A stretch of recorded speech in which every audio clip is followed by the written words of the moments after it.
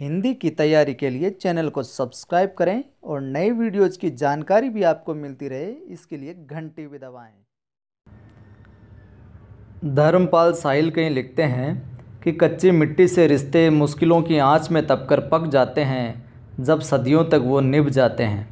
नमस्कार दोस्तों, स्वागत है आपका एक बार फिर से शिक्षा मनोविज्ञान एवं शिक्षा शास्त्र की टेस्ट सीरीज़ के भाग 14 के अंदर।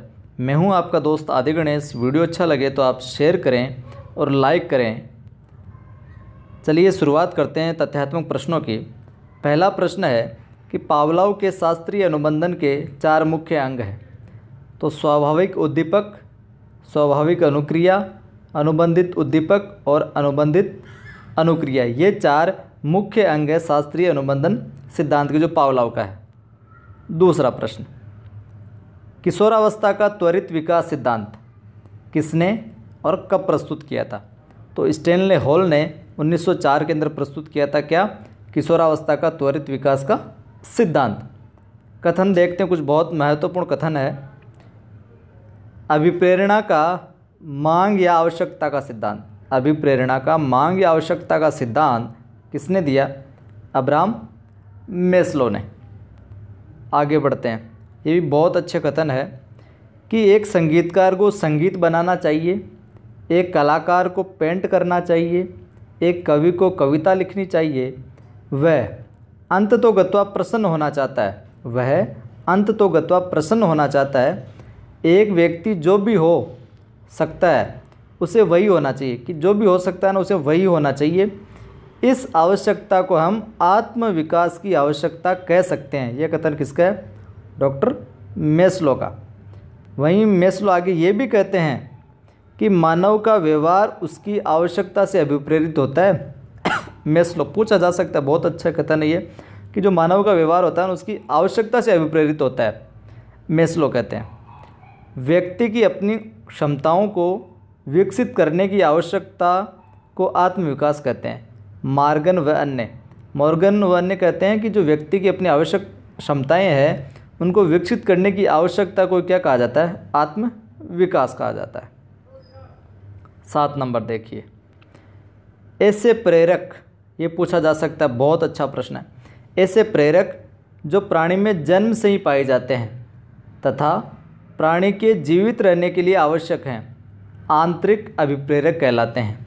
जो जन्म से पाए जाते हैं और उस मनुष्य के, प्राणी के जीवित रहने के लिए बहुत आवश्यक है, ये क्या होते हैं? आंतरिक अभिप्रेरक कहलाते हैं। अब आंतरिक अभिप्रेरक में क्या क्या आता है?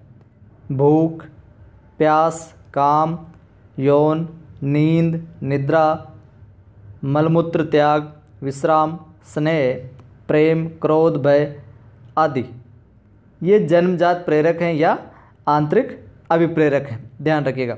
और वहीं ये भी पूछा जा सकता है कि भूख पहला, प्यास दूसरा तथा काम प्रवृत्ति तीसरा प्रमुख जन्मजात प्रेरक है।